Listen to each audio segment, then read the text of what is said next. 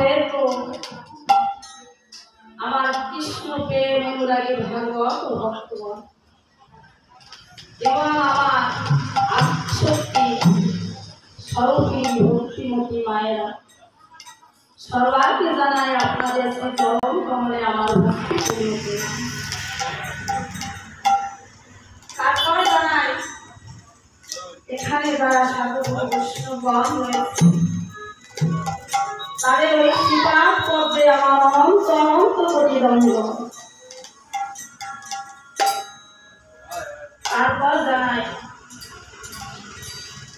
সকল কীর্তনীয়ার শ্রীযুগল চরণে আমার ভক্তিপূর্ণ প্রণাম।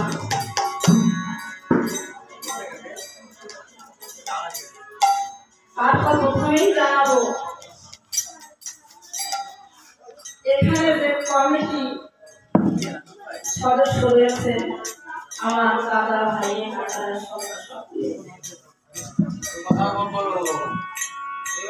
এই মহৎ অনুষ্ঠানের জন্য তাদের সকল যুগার চরণে আমার কোটি কোটি ধন্যবাদ। কারণ আজকের অনুষ্ঠানে আমরা সকলে আগমন করতে পেরেছি শুধু এই কমিটি কারণে। কমিটি যদি না থাকতো তবে আজকে এখানে আমার হতো এই আনন্দের বাজারে হয়তো আমার ভাগ্যে দেওয়া। তাই সকলে মিলে আমার এই কমিটি দাদা ভাইদের জন্য একবার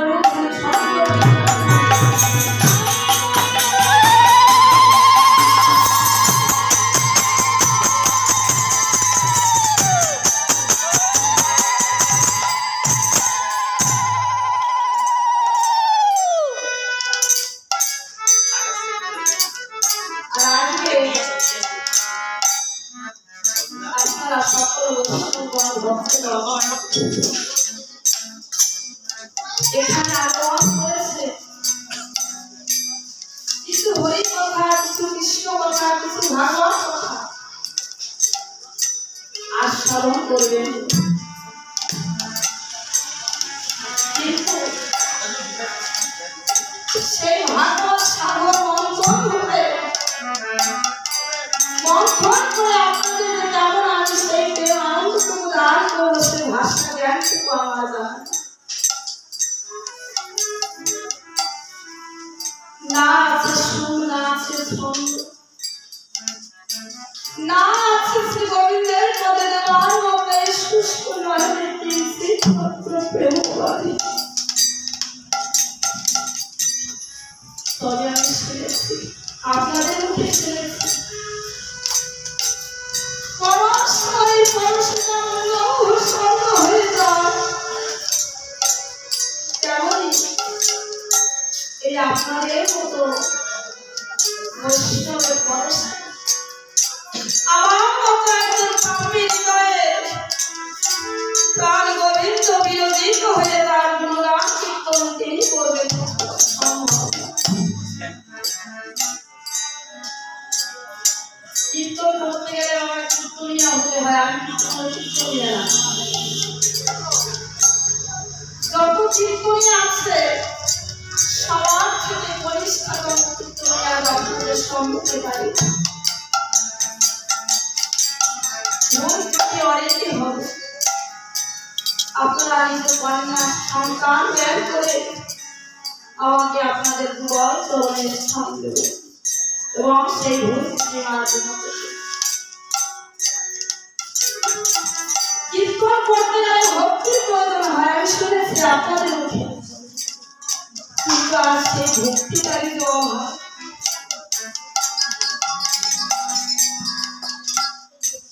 একদিন আমার শ্রী গোবিন্দ রাধা রানীর কাছে গিয়ে ডেকে বলছে, রাধে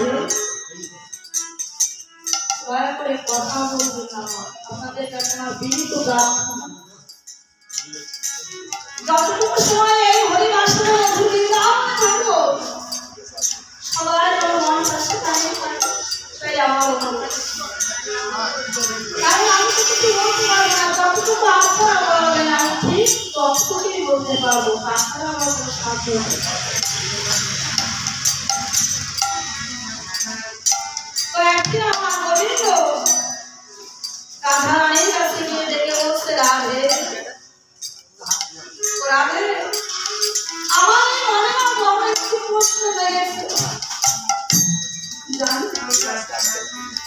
বলছে বলো বউ কি প্রশ্ন দেখে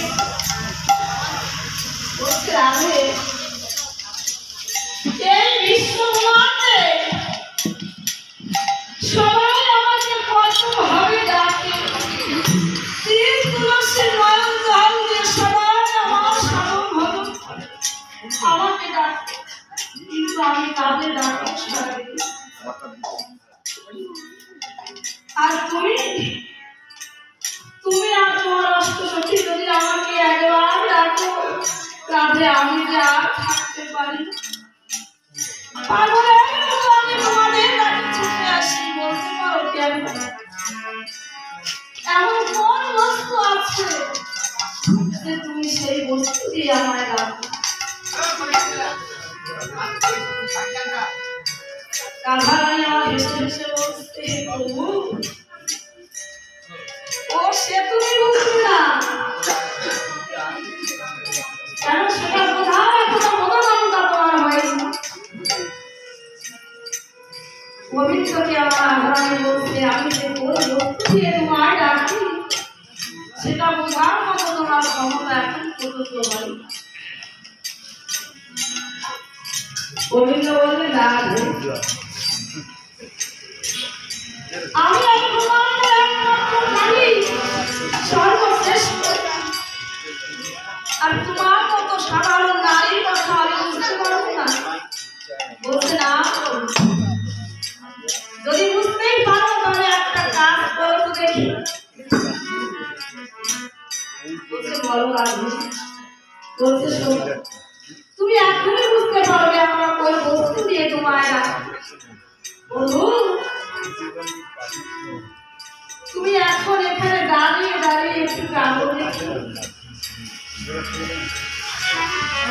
গোবিন্দ বলছে শিয়ালের কেমন আমি তো জীবনে কোনোদিন কাঁদিনি জানি না কেমন করে কাঁদতে হয় তুমি একবার আমায় শিখিয়ে দাও কেমন করে কাঁদতে হয় আমাকে একবার তুমি শিখিয়ে দাও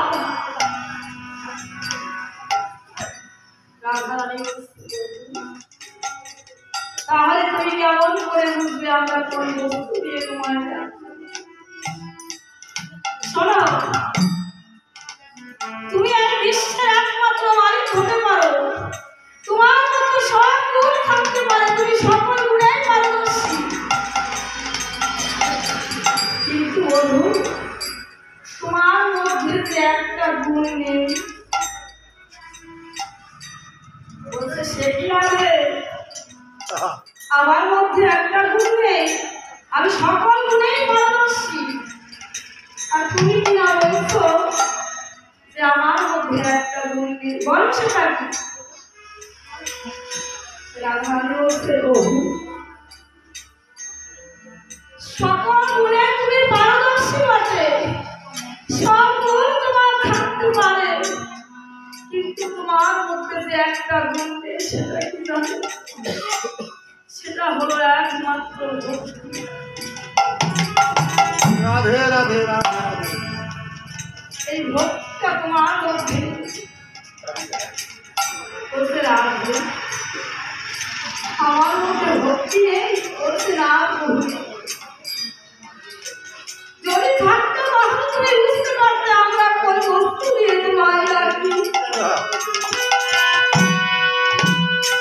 বেশ রাধে তাহলে বলো কেমন করলে কোথায় গেলে আমার মধ্যে সেই ভক্তিটুকু আসবে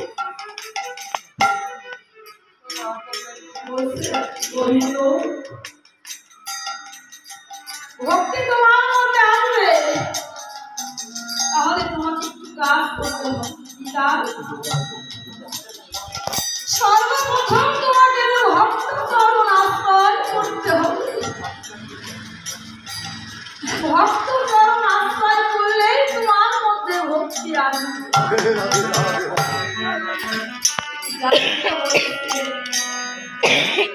ভক্তের জন্যই ভগবান ভগবানের থেকেও কিন্তু ভক্ত বড় আজকে আমরা যেমন গোবিন্দ চরণ পাওয়ার অধিকারী আমার গোবিন্দ কিন্তু ভক্তের আমি আমার জন্য কাপড় পরিয়াছি। বুঝতে পেরেছি প্রাণ গোবিন্দ আমার চলেছে কোথায় পাবে সেই ভক্ত। কোন ভক্তের চরণ আশ্রয় করলে গোবিন্দের মধ্যে ভক্তি আসবে? কি আমাদের মতো ভক্ত? আমাদের সম্প্রদায়কে বলছি, আপনাদের নয়, আপনারা সত্যিকারই বড় বৈষ্ণব ভক্ত। আমার সম্প্রদায়কে বলবো এই আমাদের মতো ভক্তের চরণ ধরে ভক্তি আসবে না বটে, আরো যাবে এতটুকু ভক্তি আসবে। তো কার চরণ আশ্রয় করতে আমার বন্ধু কোথায় পড়েছে? সখীর কাছে। বাল্যকালে আমার গোবিন্দ কাকে সখী বলতে? হস্তিনাপুরে দ্রৌপদী। আর দ্রৌপদী আমার গোবিন্দকে সংখ্যা বলে রাখছে। দ্রৌপদী আমার পঞ্চ স্বামীর কাছে শয়নে আছে। রাত 11টার সময় আমার গোবিন্দ দিয়ে ডাক দিয়েছে সখী। দ্রৌপদী আমার সরলা থেকে উঠেছে, গোবিন্দের চরণে পরিপাত জানিয়েছে। এত রাত হয়েছে, তুমি এখনো ঘুমাওনি? আমাদের চাওয়া গোবিন্দের চাওয়ার মধ্যে কতটা কথা। যদি রাত 12টার সময় কোনো একজন পুরুষ এসে আমাদের বলে সখী এসো, একবার এসো, আমাকে যেতে হবে, আমরা বলতে চাইব না। কেন এসেছো এত রাতে? কোথায় যাবো? কে তুমি? কিন্তু দ্রৌপদী কোনো কথাই বলে, শুধু একটা কথাই বলেছে, এত রাত হয়েছে প্রভু, তুমি এখনো ঘুমাও। বলছে না, চলো আমাকে আর তোমাকে এক জায়গায় যেতে হবে। বলছে কোথায়? বলছে চলো আমার। গোবিন্দ দ্রৌপদীর হস্তখানা ধরে ধীরে ধীরে চলেছে কোথায়? বিশ্বের। বলছে দ্রৌপদী, তোমাকে ভানুমতির বেশ ধরে, ভানুমতি গিয়েছিলে দুর্যোধনের স্ত্রী, তুমি বিশ্বের ঘরে যাবে, বিশ্ব ধ্যানাযোগে বসবে, তুমি তখনই যাও।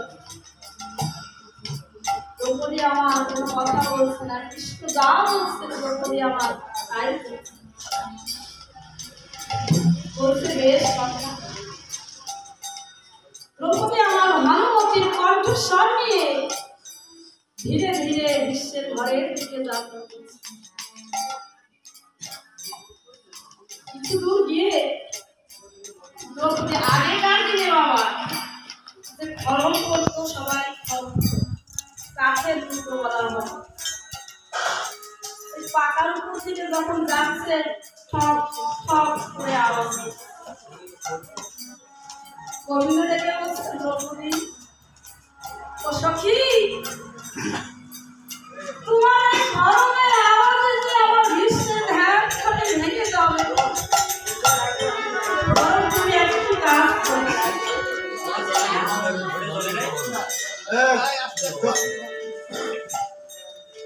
তোমার বাড়ির পা দোকান আমার এখানে তুমি খুলে রেখে যাও। দ্রৌপদী বলছে সখা, বেশ, এই আমার জুতো তোমার কাছে আমি খুলে রেখে গেলাম, কিন্তু দেখো সখা,